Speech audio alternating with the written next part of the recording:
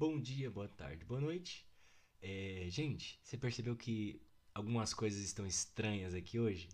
Por quê, né? Você que está ouvindo pelo Spotify não vai perceber, mas você que está assistindo, isso mesmo, assistindo pelo Spotify, você vai perceber que agora nós estamos também em formato de vídeo.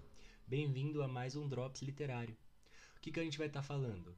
Hoje nós vamos começar a falar sobre a introdução ao romantismo. Não sei se você está ouvindo, mas está passando o caminhão do gás aqui, então já me desculpa por isso, viu? Eu tento, mas sempre na hora que eu falo acontece alguma coisa.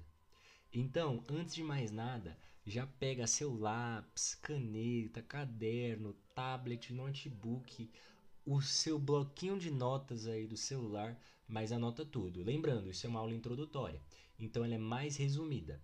Eu vou jogar depois no YouTube uma aula mais completa para vocês, beleza? E aí é bom que se vocês quiserem, né, você que tem o YouTube Premium, você pode só ir ouvindo, mas depois eu posso disponibilizar um material só falando sobre isso, que essa apresentação aqui ela é só introdutória, tá bom? Então vamos lá, gente. Antes de mais nada, o romantismo ele acontece lá no século XIX, né? Pós Revolução Francesa e também pós Brasil na sua independência. Gente, eu estou seguindo aqui o meu prompt, então se eu olhar para o lado é porque eu estou buscando a informação aqui, tá? Porque eu não sou de ferro. Mas vamos lá. Então, pensa assim, ele se passa na Europa pós a Revolução Francesa, então as obras europeias vão estar falando mais para esse tema. Mas no Brasil é pós-independência, então o Brasil quer achar a sua identidade, beleza?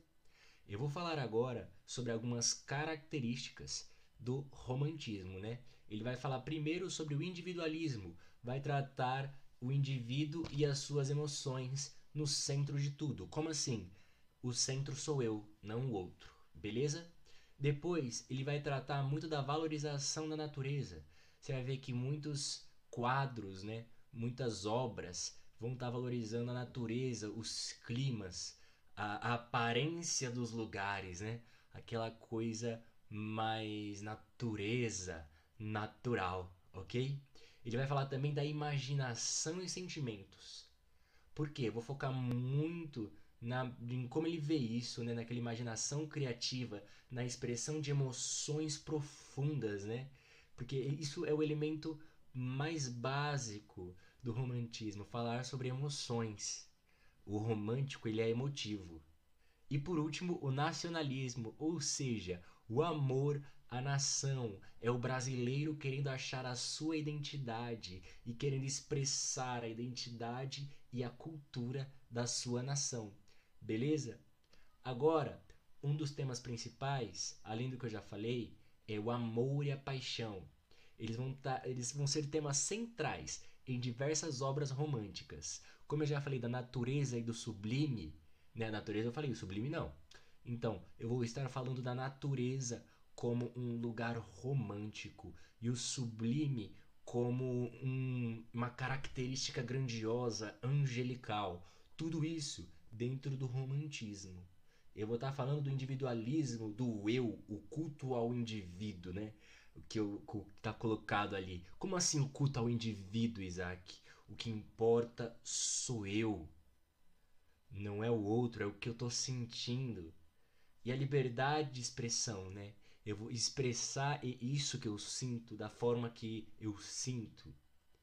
E aí eu vou ter muita questão do nacionalismo e do folclore, ou seja, além de estar buscando a minha identidade, eu vou estar retratando o que eu acho que é a minha identidade e o folclore do meu país, da minha nação. Agora, vou estar falando sobre dois principais autores do romantismo na literatura brasileira. Eu vou estar hoje falando apenas da primeira e da segunda fase do romantismo, tá bom? A primeira fase é o indianismo, a segunda fase é o ultrarromantismo ou baronismo, ok? O José de Alencar ele vai se encaixar, né, na primeira fase do romantismo, que é o indianismo.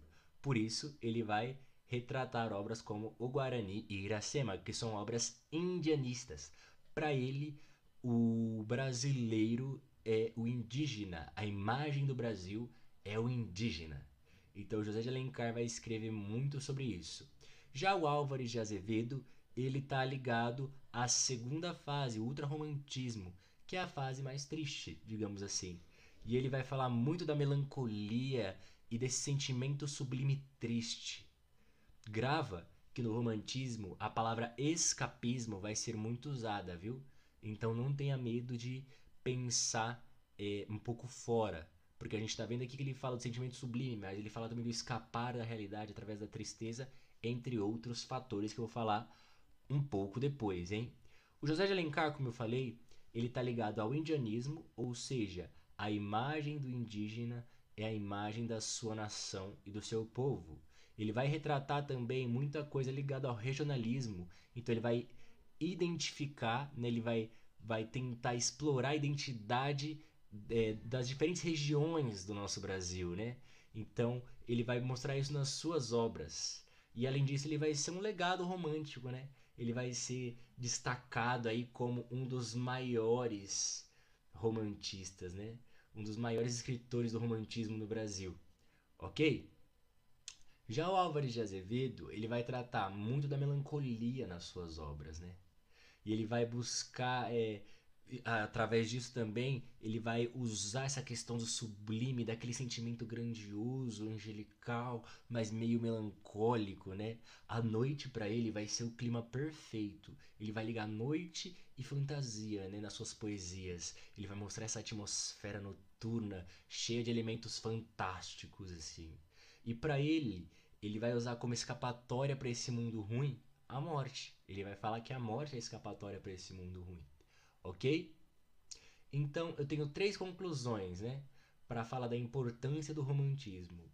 Primeiro, ela teve um impacto literário, porque eu falo hoje da poesia, mas ela também foi um impacto na prosa. Ela influenciou a cultura, né, para o século XIX. Ela teve uma influência muito forte na arte, na música e também na filosofia.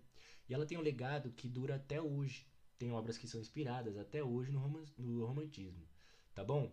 Galera, eu sei que para vocês podem ter parecido um pouco estranho esse formato, né? Um pouco sem edição, direto, falado, mas é aquilo que eu falei, eu quero tornar a literatura um papo pra gente ouvir e conversar, beleza? Vem novidade por aí, já aviso pra vocês, a gente tá montando um podcast aí pra vocês, por hora remoto. Alguns, bem poucos, né, convidados vão ser presenciais, mas em sua grande parte, por hora, vai ser tudo remoto. Então, acompanha a gente, vem muita surpresa por aí, viu? Desde já, muito, muito, muito obrigado. E é isso, gente. Até um próximo episódio e tchau, tchau.